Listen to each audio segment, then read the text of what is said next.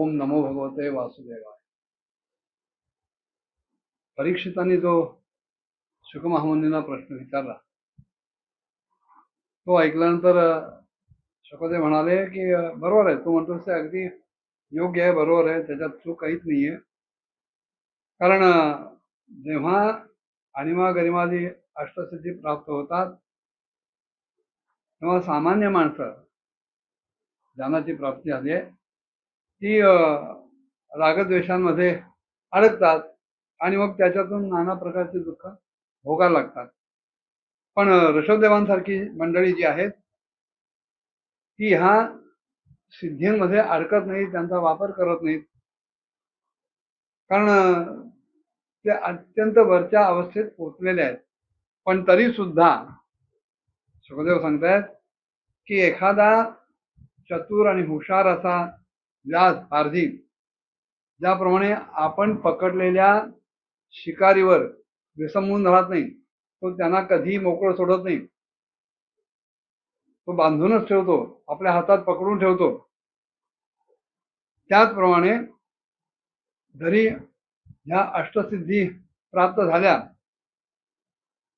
तरी सुद्धा जो विचारी आहे तो कधी आपल्या चंचल मनावर भरोसा ठेवत नाही. अर्जुनाने सांगितलं चंचल हे मन कृष्ण प्रमासी बलवत दृढम. किंवा मोरोपंतांनी एका ठिकाणी म्हटलंय मन हे ओढाळ गुरु परधन परकामिनीकडे धावे यास विवेक भाषे कंठी वैराग्य काष्ठ बांधावे. की हे मन सदैव चंचलच असत. समर्थ म्हणाले मन हे चंचल न राहे निश्चळ निरूपणी पळ स्थिरावे ना. चंचल असलेल्या गोष्टींमध्ये ज्या 10 गोष्टी सांगितल्या आहेत त्यातली पहिली गोष्ट मन सांगितली आहे. मनो मधुकरो मेघो मानिनी मदनो मरुत मकार हा दशचंचला. या दशचंचलांमध्ये मनाचं स्थान पहिलं आहे. तेव्हा असं जे चंचल मन आहे या चंचल मनावर विचारी माणसं कधीही विश्वास ठेवत नाही, त्याच्यावर भरोसा ठेवत नाहीत, भरोसून राहत नाहीत. आणि एक तर मोठं उदाहरण आहे की जेव्हा अमृतासाठी क्षीरसागराचं मंथन झालं आणि त्यावेळेला भगवंतानी मोहिनी रूप धारण केलं तेव्हा ते मोहिनी रूप कसं होतं हे बघण्याची भगवान शंकरांना इच्छा झाली आणि महाविष्णूने ते दाखवलं सुद्धा. पण त्या मोहिनी रूपामध्ये अडकून त्याला फसवून भगवान महादेवांचं चिरकाल जमा करून ठेवलेलं संचित तप हे त्या एका मोहापायी क्षीण झालं. त्यामुळे जे विचारी आहेत ते अशा या सिद्धींच्या मागे लागत नाहीत आणि ज्या मनाच्या साह्यानं त्या सिद्धी मिळवल्या जातात त्या मनावर सुद्धा ते कधी भरोसा ठेवत नाहीत. त्यांनी एक उदाहरण दिलंय की एखादी व्यभिचारी स्त्री आपल्या प्रियकराला संधी देऊन आपल्यापासून मिळणाऱ्या सुखाची लालूच दाखवून ज्यानं आपल्यावर प्रगाढ विश्वास ठेवला अशा आपल्या पतीचाही ती वध करायला मागे पुढे करत नाहीत. त्याचप्रमाणे योगी सुद्धा आपल्या मनाच्या बाबतीत सावध असतात आणि त्यांचं मन काम आणि कामाच्या बरोबर येणारे क्रोध लोभ मोह मद मत्सर इत्यादी शत्रूंच्या बाबतीत सावध असल्यामुळे त्यांना कधी आपल्यावर आक्रमण करू देण्याचा अवसर देत नाहीत. कारण असं जर आक्रमण झालं तर आतापर्यंत जे काही मिळालं असेल हे सगळं नष्ट आणि भ्रष्ट होऊन जाईल.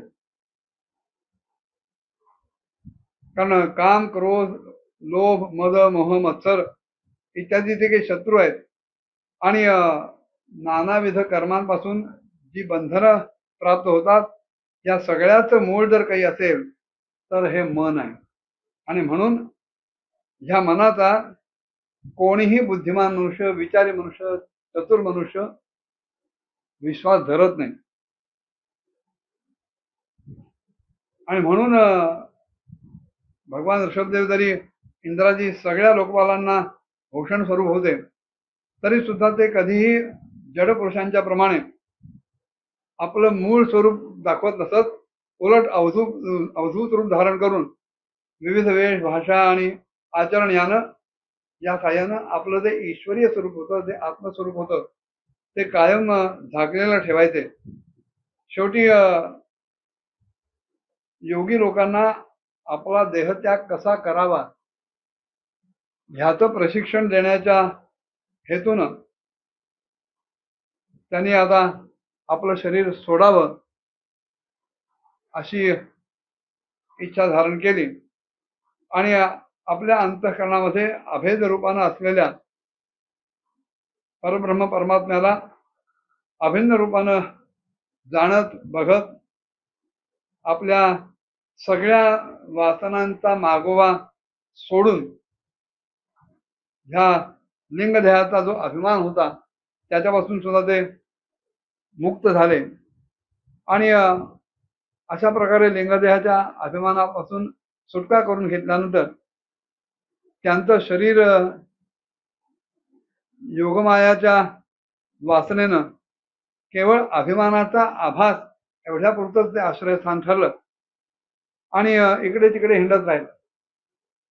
देह आहे पण देहात वावरणारं मन जागेवर नाही, कारण ते मन भगवंताशी जडलेलं आहे, भगवंताशी जुळलेलं आहे, भगवंताशी एकरूप झालेलं आहे. आणि असं हिंडता हिंडता दैववशात कोंक, वेंक, दक्षिण इत्यादी कोटक, कर्नाटक क्षेत्रांमध्ये ते सगळीकडे हिंडा लागले. कोंडामध्ये एखादा दगडाचा तुकडा ठेवावा, डोक्यावरचे केस विस्कटलेले आहेत, विखुरलेले आहेत, कसेही उडतायत. अशा अवस्थेमध्ये एखाद्या उन्मत्तासारखं किंवा एखाद्या वेड्यासारखं दिगंबर रूपामध्ये ते हिंडता हिंडता कोटकाचलाच्या अरण्यात आले आणि त्याच वेळेला